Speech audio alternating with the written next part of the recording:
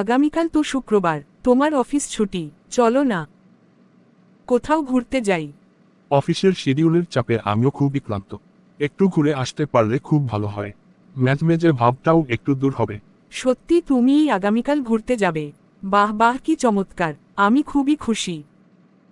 জি madam, আপনাকে আগামীকাল একটা রেস্টুরেন্টে নিয়ে যাব।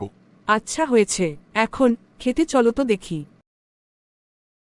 তোমার মুড এখন কেমন? ফাস্ট ফুড অর্ডার করব নাকি ভারী কিছু খাবে? তুমি কি খেতে চাচ্ছ এখন? তোমার মুড কি? আমি তো সবসময়ই তেহারি পাগল। তেহারি থাকলে আমি আর দ্বিতীয় অপশন দেখি না।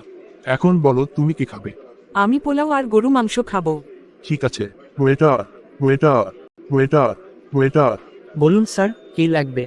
শোনো, একটা কাচ্চি পোলাও আর গরুর মাংস, 1 লিটার বরহানি, হাফ কেজি দই। ঠিক আছে ছাড়। তারপর বলো, কেমন উপভোগ করলে আজকের ঘোরাফেরা? চমৎকার, আমার খুব ভালো লেগেছে, বেশ এনজয় করেছি আমি। আর গরুর মাংস পোলাও কেমন লাগলো? বললে না তো। ওহ, গরুর মাংসটা যা ছিল না, জাস্ট মাইন্ড ব্লোয়িং। আলহামদুলিল্লাহ, তোমাকে খুশি করতে পেরে অনেক ভালো লাগছে।